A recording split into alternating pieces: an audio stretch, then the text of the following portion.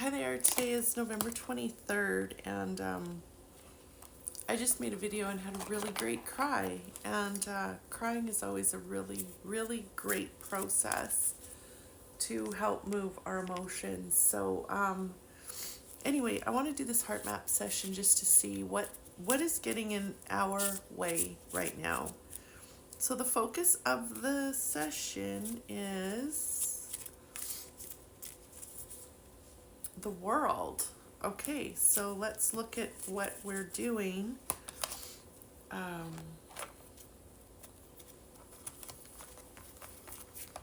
Oops, sorry. Yeah, anyway, okay, so let's see what is affecting our relationship with the world. So intuitively, I'm just feeling that this is talking about the people in our lives and the people that we love. And the card that's showing up is that we're trying to understand things. We're distracting ourselves by trying to analyze and understand.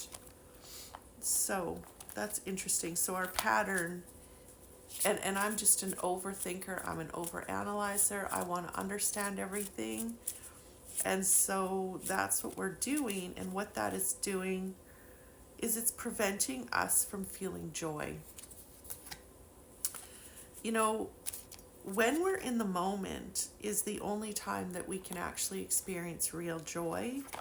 So if you're in your thoughts thinking and analyzing, you're not in the heart, which means you're not experiencing joy. When we're in our thoughts, we're not present, which means we're not with God. And to me, God is love, joy, peace, and truth.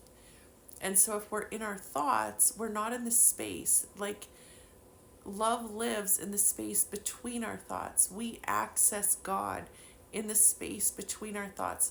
We hear the divine messages, the messages from spirit in the space between our thoughts. And in order to get into that space, we really truly engage with our senses, because you can't think and engage with your senses at the same time. You can't think and really be feeling at the same time. You can't think and really be listening at the same time. So it's our job to be here in this moment. And, you know, I had this wonderful, wonderful day with my son, like I was talking about, and I just felt so present and so joyful. And then I started to get overtired on the way home. And I'm starting to see that these thoughts are pulling me into this place of, oh my God, what if something happens to my kids? Oh my God, what if I get sick again? Like, those are the thoughts that pull us from this moment, and this moment is where we feel joy. So, the practical action moving forward is be here with what is. And I just absolutely love these sessions because they always hold the exact message that we need. For me, anyway, I hope they help you as well. So, us being distracted from feeling joy is preventing us from really truly connecting and enjoying the people that we love. And so the message is to be here in the moment with them. And the message from Spirit is stay open and receive. It's our greatest pleasure to see your excitement.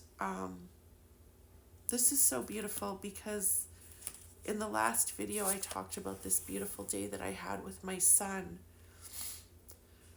for his birthday. And like I said, on the way home I started to get overtired, and I could tell that I was getting these pulls from these old habit patterns of how I've been programmed through the years of having cancers and things going, you know, wrong so many times in my life. So I am now really processing and working to dissolve a lot of those fears that just because bad shit happened time and time again doesn't mean it's going to continue to happen. And our job, like it says in this session, is to stay present, to be here, and really truly connect with those that you love. Connect to yourself, which is your loved one. Connect to God, the Divine Mother and the Divine Father, and really truly be held. Because what's really been helping a lot, and I realized, I made a video bawling tonight. Obviously, I still have a lot more fear than I thought, but that's okay. That's what life does. Life kicks up our trauma. We get triggered by certain things, and when we get triggered, that means that there's a piece of trauma that's ready to be freed. And like I said, I had such a great time with my son today, and I realized that there are still a lot of parts of me that are like, oh my God, I love my kids so much. What am I going to do if one of them dies? It's like Michael Singer says that the root of our suffering is trying to prevent what we don't want and trying to create what we think we want. And what that actually does is prevent us from being in the moment. Buddha said the root of all suffering is preference. We're human. We have human minds. So I would say until we die, we probably are going to have a preference. But it's really how strong our preference is.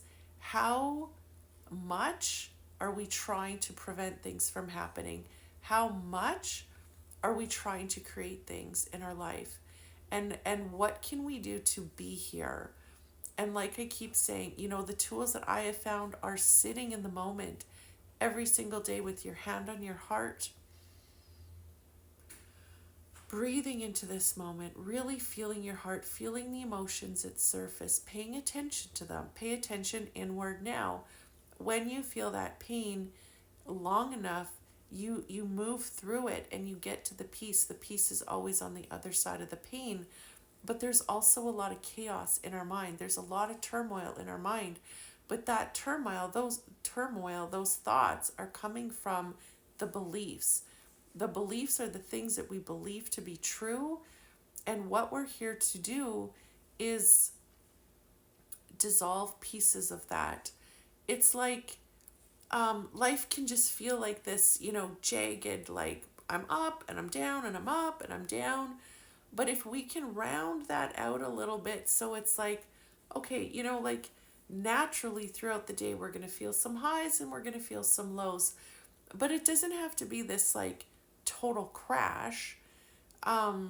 It's like, yeah, I get it. I'm feeling sad right now and I'm honoring the sadness. Like, I do recognize that it's okay for me to feel sad and emotional about these thoughts that are showing up. But if I believe those thoughts and continue to engage with them, then I'm doing myself a disservice. Our job is to question them and be like, holy fuck, I can't believe that every time something good happens, I start to wonder when somebody else is going to die, or I'm going to get sick again and I'm going to die.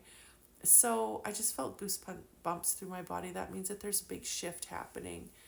So I'm just really offering these sessions every single day because I want you to have this awareness.